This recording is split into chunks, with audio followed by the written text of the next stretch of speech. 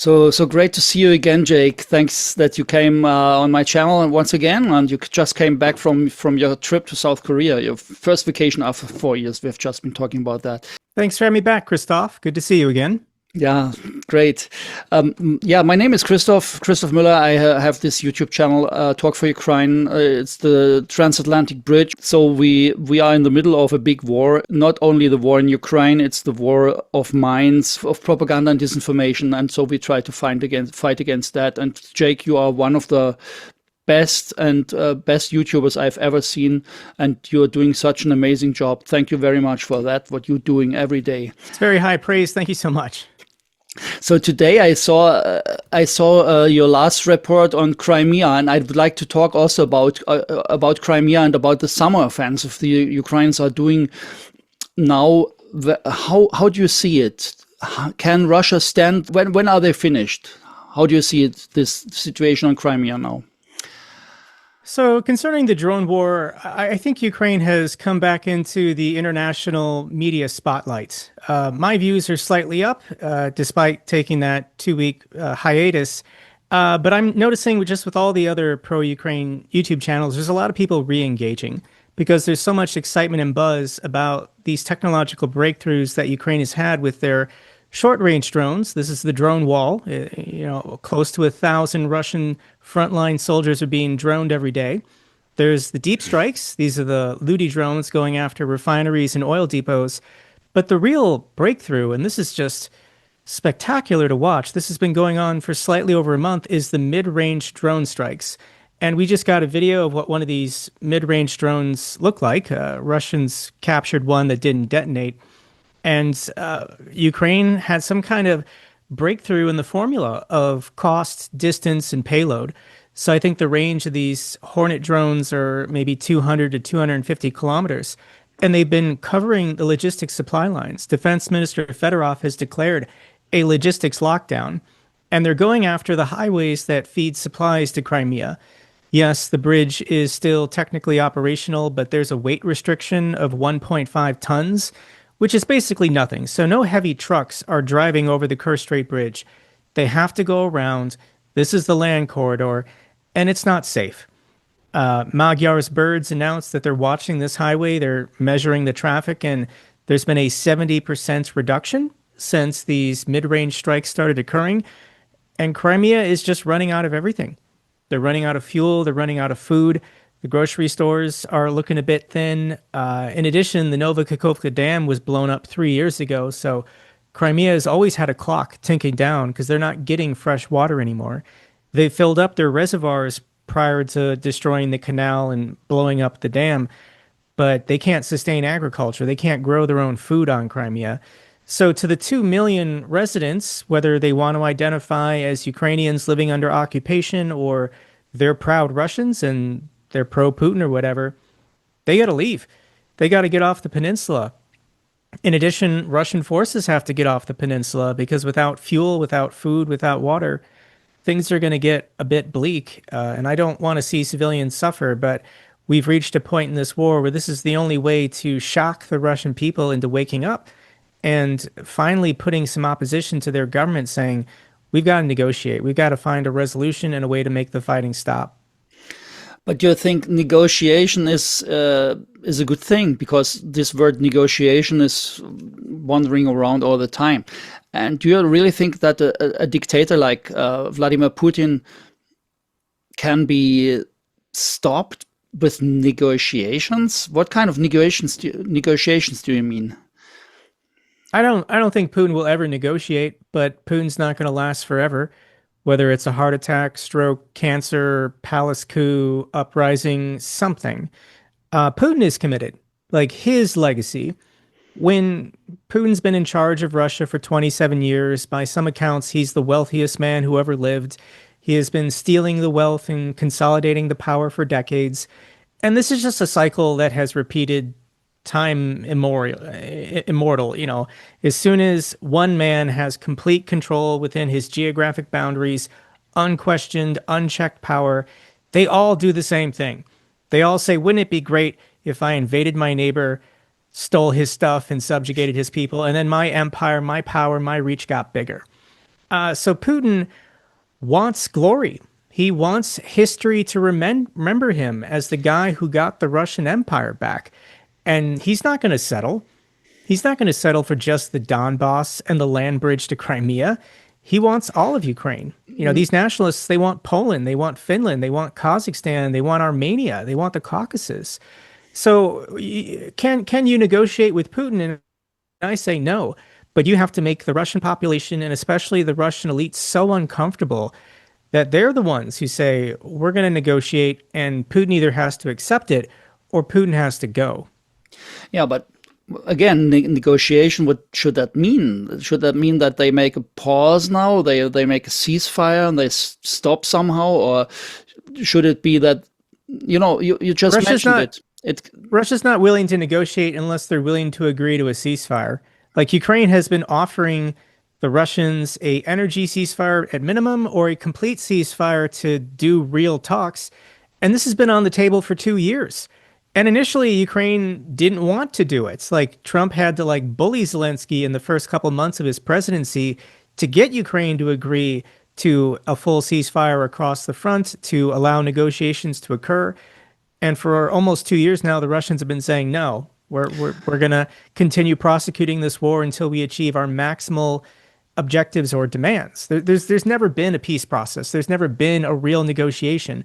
Putin's only line has been, Zelensky can come to the Kremlin and surrender his country to me personally. Otherwise, there's no point in meeting. There's no point in talking. Yeah. There's a parallel between Nazi Germany, because I'm a German, I know that, and Adolf Hitler, the dictator who was expanding, who was conquering and stealing the stuff of his neighbors, just as Putin is doing now. And there have also not been any negotiations like people nowadays want, unless the negotiation of total capitulation.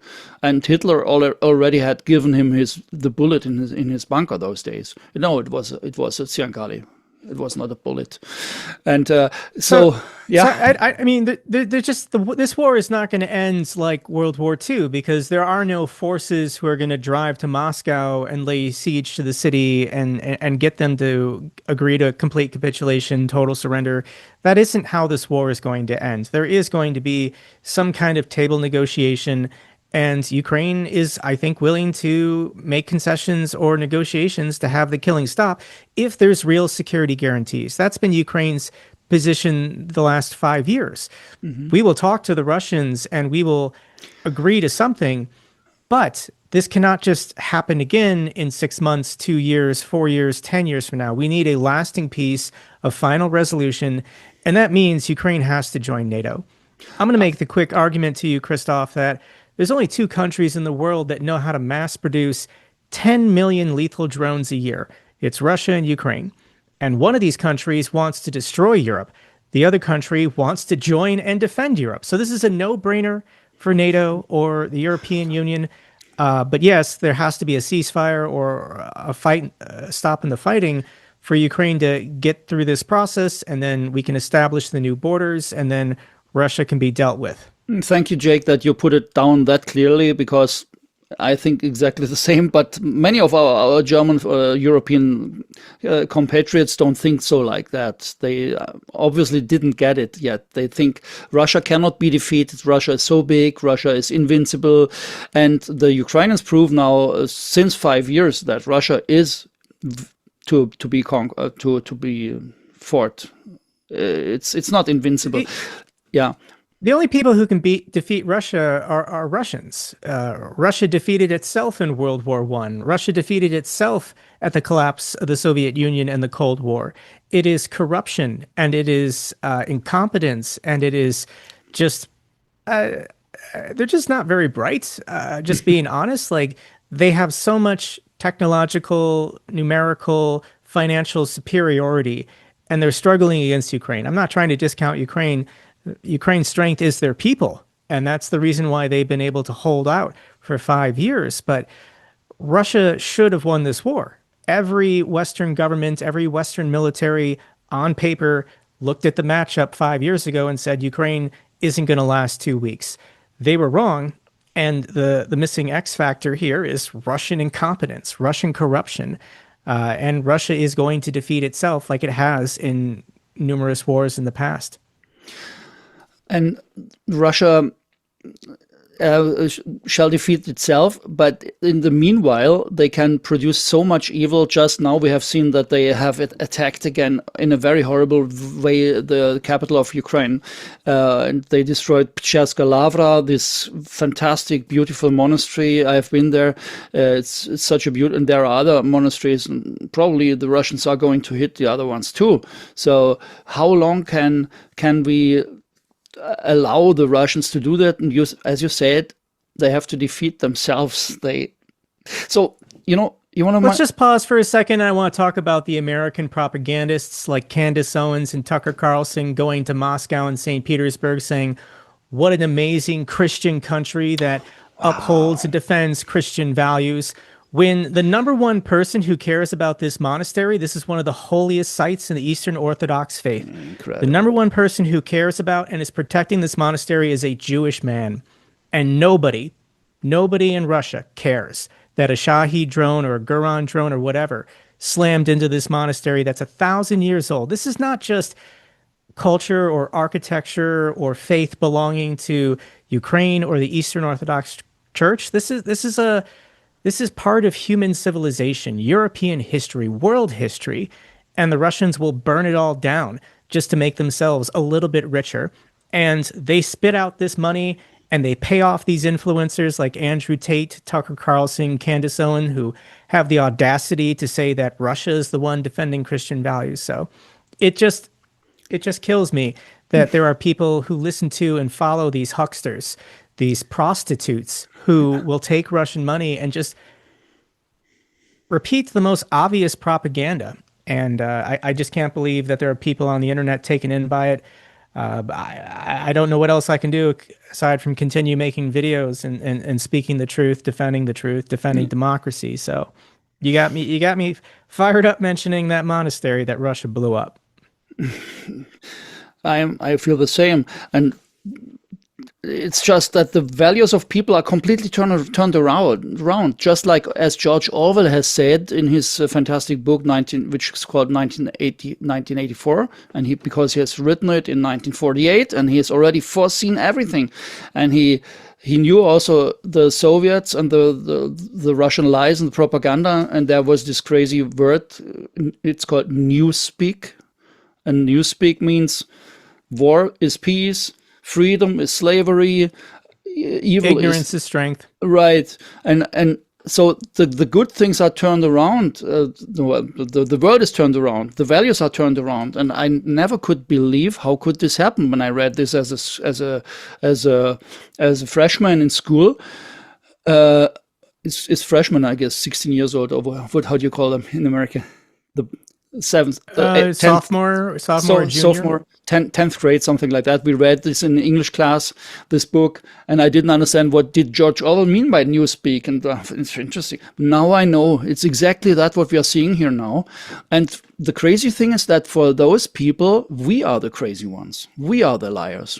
We are the bad ones. They are the good. It's so yes it's and so no. weird. I think a lot of people who support Russia and a lot of people who support MAGA, they know it's all BS. They repeat things because it's team politics, identity politics.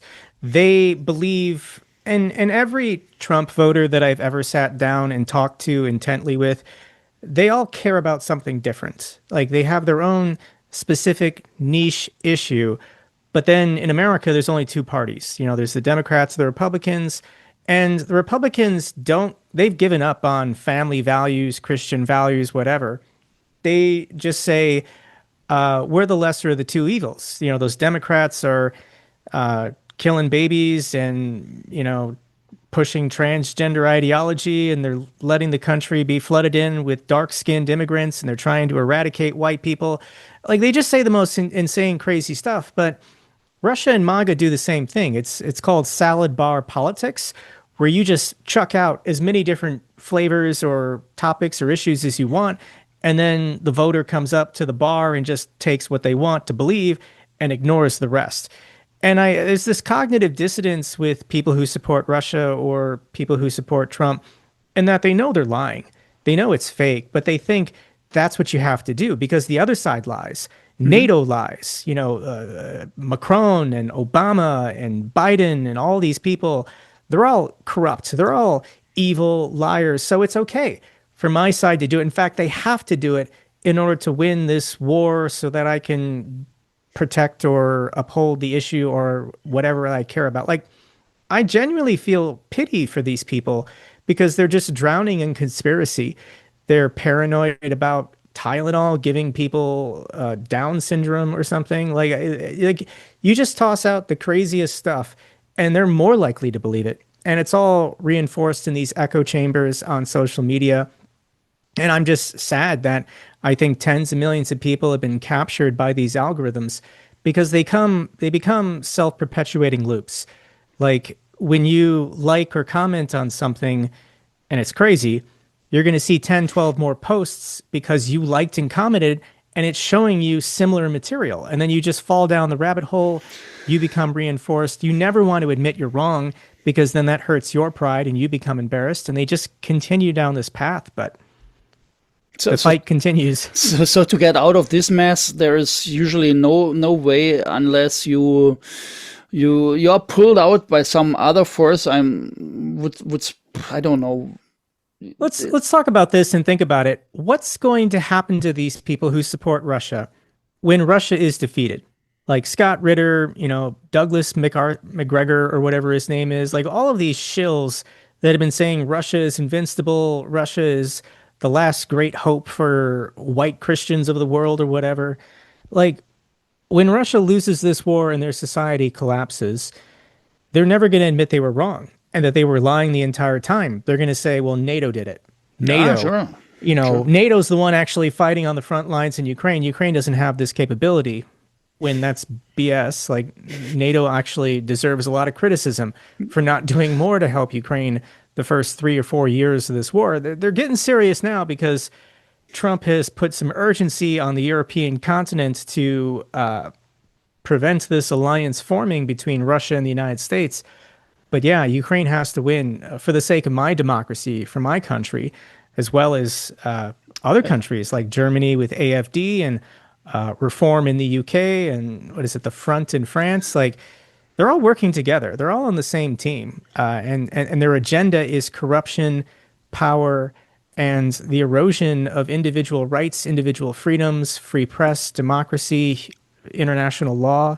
That's not a world that I want to live in or raise children in because you don't matter. Only the oligarchs and anyone with $1 billion in their bank account is going to have any rights in that future.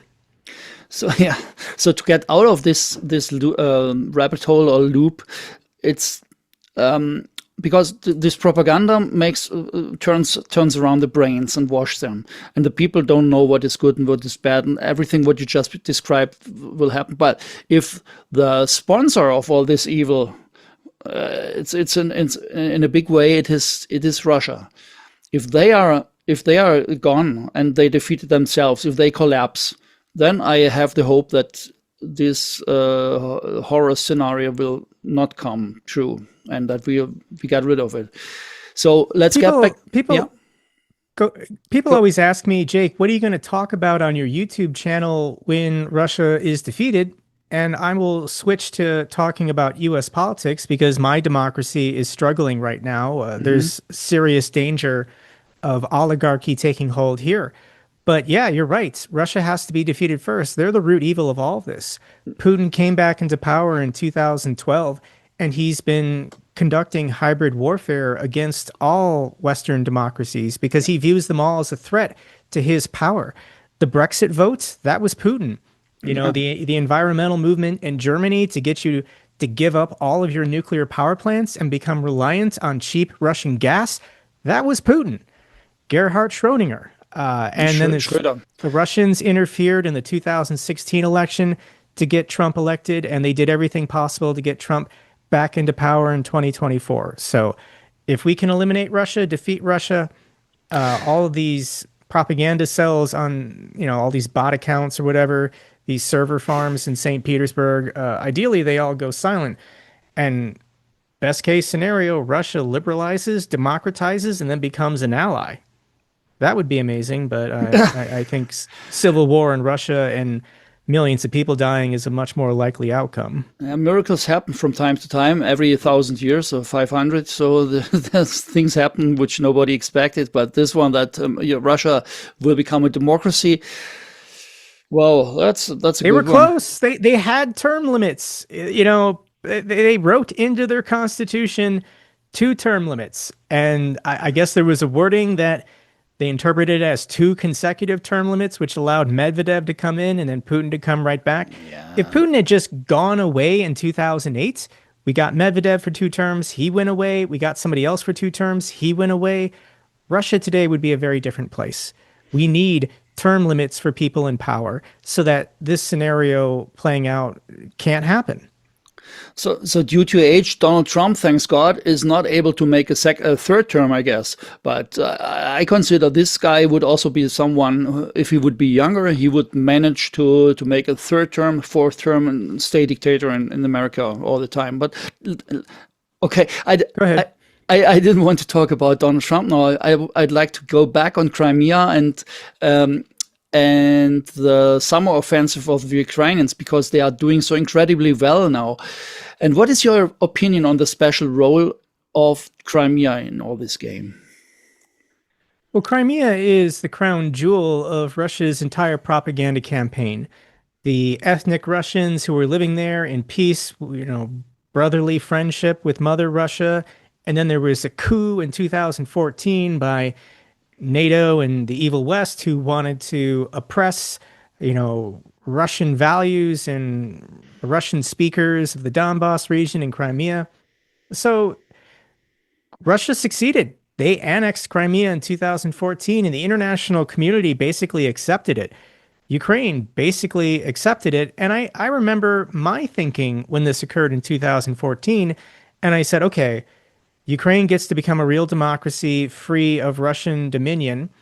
And in return, because of this naval port in Sevastopol, the Russians were never going to give this up. So they took the peninsula, but then it was a divorce, basically. That's how I think Barack Obama saw it. That's how I saw it. Russia got something for losing the rest of Ukraine. Mm-hmm. And Putin said, no, I want everything. I want it all. So this hybrid warfare in the Donbass region, the Minsk Accords, all of these meetings, Putin was always going to invade Ukraine to get the entire country back. He was just building the political case and trying to frame it like, there are ethnic Russians being oppressed and Mother Russia has to defend them and protect them. When in the last 5 years, the number one killer of ethnic Russians in Ukraine has been the Russian military. Entire cities leveled. The Donbass region used to be economically prosperous. Mariupol used to be a very wealthy city, and it's gone. 95% of the buildings damaged or destroyed, tens of thousands of people. These are the ethnic Russian-speaking people in the Donbass region Putin said he was protecting. So yes, Crimea is the key, because once Crimea is gone, once Crimea is retaken, they're worse off than when they launched the special military operation. They've moved in reverse. Tangible, irrefutable proof that Putin wrecked this, ruined this, because Russia was a net winner from the Maidan coup in 2014 because they took Crimea. So I think that's the breaking point for the psyche of a lot of Russians, because the propaganda has promoted this place so much, like take your summer vacations, let your cares melt away in the beautiful, sunny, warm beaches of Crimea. And they're going to lose it. Ukraine's getting that peninsula back. And as you said, the psychological factor is, I think, a very, very important one. When this happens, even the last Russian will understand that this war is really completely screwed, and Putin is guilty. And when they start off thinking, then what has Putin done? They fought 5 years of war. They lost all their reputation in the whole world. They wasted millions of lives. They wasted all the money they collected. It's all gone. The whole country is a wreck now. And hopefully the Russians will understand now that it's the fault of Putin. And then it's my hope that Russia will collapse. that Russia will be gone, and then it will not be a threat anymore.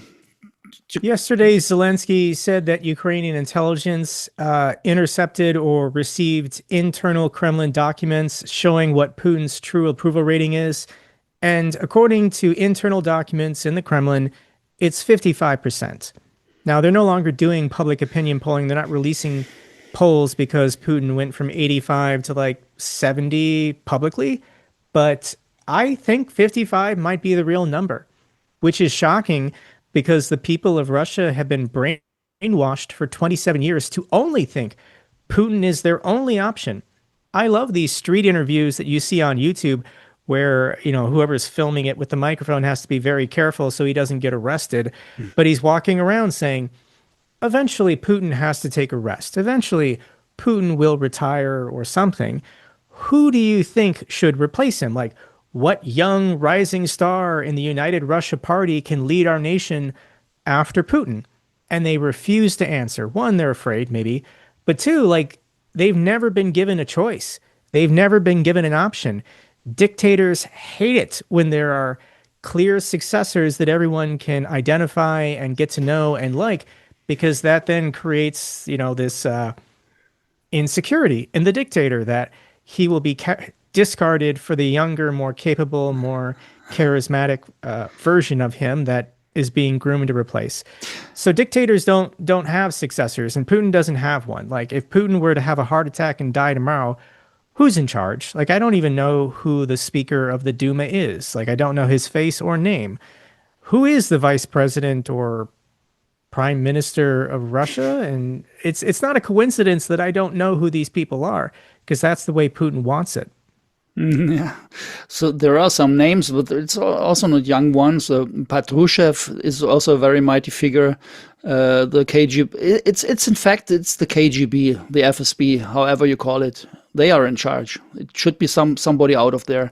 But how do you have any feeling about the time horizon when all this will happen? Do you have some feeling, Jake? Can you tell us? So these mid-range strikes, they're not going to stop. Whatever factory is producing hundreds of these mid-range Hornet drones a day, they're not going to shut down operations in July and say, good job, we accomplished it.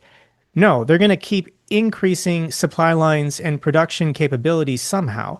Ukraine is currently producing drones for their military in 10 different European countries. Different supply chains, different locations, different personnel, different management. You know, if one is somehow interrupted or set back in some way, you've still got 9 other countries helping you. Russia can never eliminate these factories or supply lines, so it's only going to get worse every day. So Ukraine has the breakthrough. They know they have the momentum in the drone game, and they don't need to send their troops into, you know, frontline positions to storm trenches at this time, because this is a war of attrition now. And I do think if these highways shut down for 6 months, these Russian units are going to get desperate.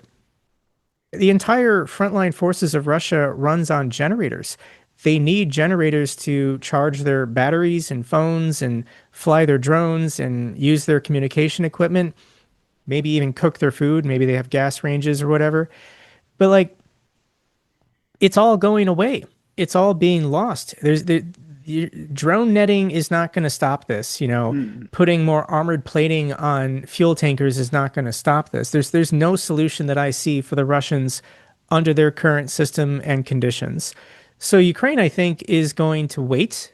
They got to go through the mud season again this fall. But winter is usually a preferable time for an offensive, both for Russia and Ukraine. So maybe there could be some action or movement in November or December, and they could try and have a breakthrough, get across the Dnipro River, retake Kherson to then fully isolate and start reclaiming Crimea. And after 6 months of no fuel, no food, no water, I think a lot more frontline Russian units are going to, you know, that's been the dream the last 5 years, is that they would wake up and then defect in mass or lay down their arms. But I guess they're still getting paid and they still have food and they still have fuel. But if you can take away 2 of those things, maybe some of these guys can be convinced just to lay down their arms and quit this war. This would be great, but in the meanwhile, perhaps the Russians will do what they always do when they're desperate. They will start destroying civilians and start hitting infrastructure in Kyiv and in all the other cities and terrorize it's the shocking civilians. and it gets the headlines, but in the grand scheme of a country of 40 million people, it's not a lot. Every life matters. It's incredibly tragic. But when you actually look at civilian casualties, civilian deaths, a couple thousand a month. Now, that's terrible. I don't want to see women, children, and elderly people killed. But in a nation of 40 million, traffic accidents probably kills an equivalent number. So this isn't going to defeat Ukraine. This isn't going to get Ukraine to capitulate and surrender their freedom. Russia can continue these terrorist attacks, blowing up shopping malls and churches and universities, kindergartens, coffee shops, whatever. But that's not going to defeat Ukraine. And if Ukraine has come this far, nobody's quitting. Nobody's giving up now, especially when things are actually turning their way and they have such a technological superiority against the Russians. So this strike on the monastery, I think there's a lot of people in Russia's high command who know this is checkmate. They know they're not going to catch up in technological development. They're behind. They're fighting, a war that would have been effective in the 1990s, but it's not effective in 2026. Ukraine had to find a breakthrough. They had to invent new technology to win this war. And Ukraine is now the technological leader. They are the forefront of the entire world. Every country in the world wants to partner with Ukraine to get some of their experience and knowledge concerning drone warfare. Yeah. So, but when you watch when you switch back to 2014, there was this Battle of Debaltseve. You might remember. The Ukrainians were fighting against so-called separatists, which were in truth Russian steered. There were separatists, but it was FSB agents also, Igor Strike. So they were fighting against them and successfully. And then came the summer, and all of a sudden, regular Russian troops came in and they switched the momentum and they destroyed the Ukrainians in this moment. And so. And later on, Angela Merkel came and she made this Minsk 1 and 2 agreements. And that was, for me, incredible. I didn't like that at all. And the Ukrainians didn't like it too. So why do I tell this? I say when the Russians are completely defeated all of a sudden, somebody might step in and help the Russians out of this mess once again. Can you see this danger somehow? Somebody like Donald Trump was. North Korea is giving direct support. North China Korea can always be doing more to help Russia, but I do think there's an incentive for China to keep this war going as long as possible. One, this weakens Russia, and Russia's on their border. But two, this is distracting and weakening the United States and NATO because China is preparing for their own military campaign against Taiwan next year. But can Donald Trump save the Russians? And no, he can't.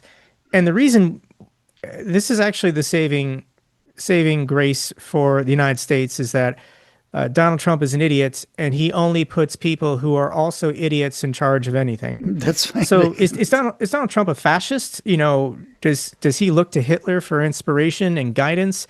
How to make America into this? They call it the technates, a North American supercontinent. This is the dream of Peter Thiel, Elon Musk, and as long as Trump gets to be in charge of it, great. If the United States can annex Greenland, Canada, Cuba, control Venezuela's oil and the Panama Canal, that's a pretty impressive super country. And they're not going to make it happen. They're not going to pull it off because they're all idiots. They're incompetent, they're corrupt, they're vain. On a personal level, most of these people are not likable or have great leadership qualities. So the thing that is saving the United States, saving our democracy, is that they're so stupid, they can actually pull off this fascist coup of our judicial system, our legal system, and our legislatures. So I do think federalism in the United States is going to protect us and hold for another 2 years. But these people have committed a lot of crimes, and there has to be a reckoning for this. Like there has to be accountability for all the money stolen. And the war in Iran, I guess, just ended, and Trump surrendered and created a 300 billion reconstruction fund for Iran after spending 80 billion to bomb it. I don't understand how Trump's approval rating is not lower. He's currently in the high 20s, but I guess as long as the stock market keeps going up, that's enough for a certain percentage of Americans to continue supporting him. So, but let's hope that the Chinese won't do any measures to save Russia from collapsing, because my hope is that Russia would collapse and that they would disintegrate. What do you make out of that? Could it happen? Well, could it be possible? I think Russia's an empire. It's the last remaining. Well, China in a way is kind of its own empire, but the indigenous people of Russia, like the fact that Russia spans like 12 or 13 time zones, that doesn't make any sense. What country with natural geographic borders spans 12 or 13 time zones?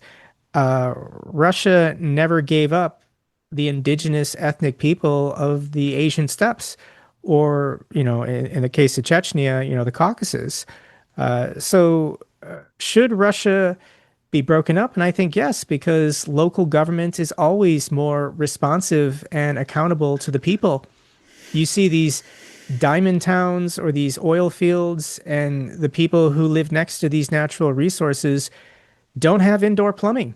They don't have paved roads. They live not much better than people from the 1800s as far as healthcare and services. So Russia is an economic empire in which the vast resources of the Asian continent are extracted to benefit the white Russian population of Moscow and St. Petersburg.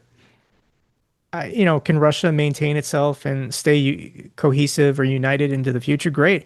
But there has to be some real equity and sharing of the revenues and the profits, I think, for all the people. I want to see everybody living in Russia, these smaller towns, mid-range towns, to have better schools, better hospitals, better roads, better services. And that just isn't going to happen when there's oligarchs who can only think of themselves and want more for themselves. So Russia staying together, the number one reason why the Biden administration under Jake Sullivan wanted Russia to stay together is because of loose nukes.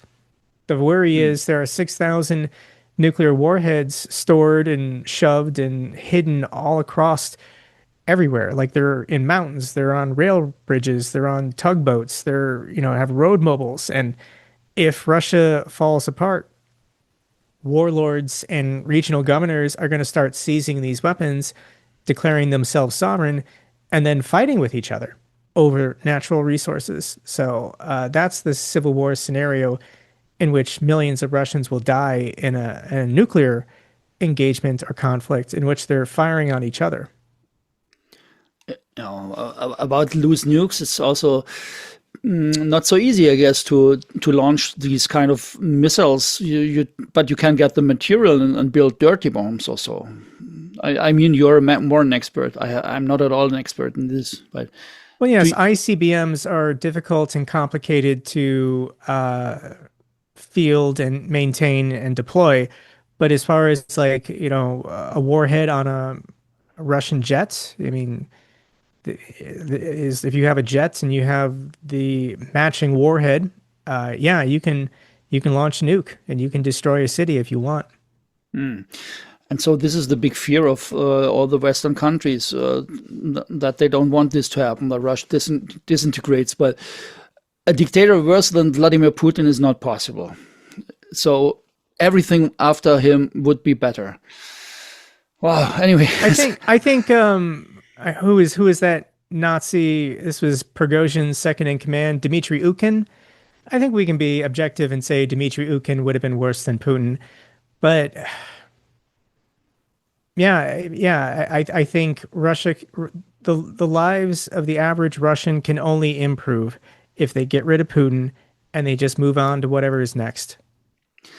let's hope that this will happen. That because from a disintegrated Russia, a big danger and threat as it is now will not be possible.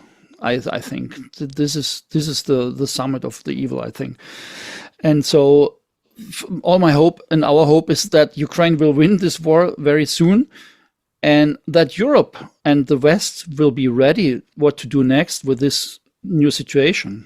That's a very important question, I think, too. But our interview is already going quite a while now, so maybe we should wrap it up here. What do you think? It's up to you, Christoph. I appreciate it. Do you like to answer this last question? Sure. Is Europe ready, and the West, are they ready and prepared to a situation after Ukraine has won the war? No, but we don't really have a choice. Democracy is messy and complicated, but that's the way it's supposed to be. There's supposed to be competing ideas, battling it out for votes and the minds of the people.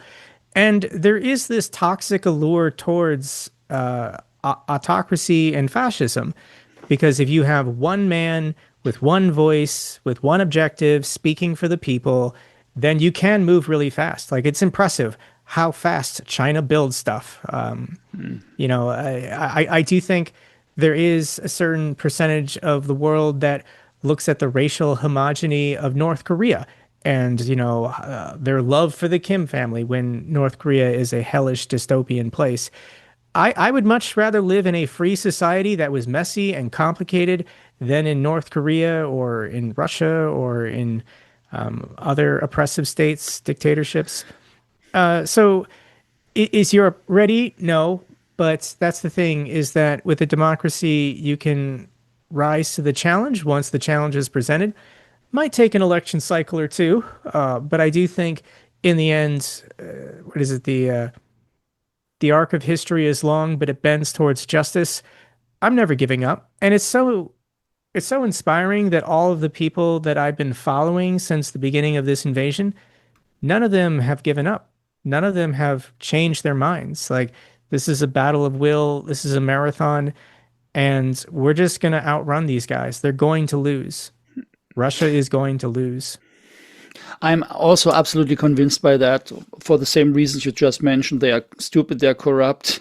Not all. They are not completely stupid, but they are corrupt and they are evil. But there are also in Russia good people. That's what I know. They also want to be free, and they want to build up a better society. So let's hope and pray for them too. And for example, Konstantin, you might know Konstantin. He used to live in Russia. He's a great, fantastic guy. I also have the chance to talk to him right soon. But good people are threatened by the evil people, and so let's hope that the good will win very soon. And I'm pretty sure that this will happen soon. Keep fighting, everyone. Yeah.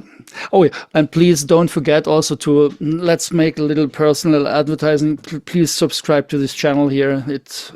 And also to Jake's if you haven't done. But I think you have many subscribers, and but you need more, don't you? It would be fun to hit 1 million, just to have a nice round number and get that gold play button. But I'm in no hurry, so it'll happen eventually. Yes, but I want to, I am still below the 10,000. That's not so much. And I think it's a lot of people, thanks to everybody who subscribed. But I think I must make a German channel, because I mix it. And that's why I have English and German program on the same channel. And maybe that disturbs the algorithm. I think I have to. I don't make content in other languages, so I can't give any firsthand experience on that. But yeah, you can. If you have the time, just experiment, try things. I don't have the time. Okay, no, but I try. It's so great talking to you, Jake. Thank you so much, and see you the next time. Thank you for all you are doing. All right, Christoph, take care. And that's exactly why I've just launched my brand new German channel, Talk for Ukraine auf Deutsch. If you know someone in Germany, Austria or Switzerland who needs to hear this message, send them there. And if you speak German yourself, please subscribe. The link is also right here. 2 channels, 1 bridge, see you on both sides.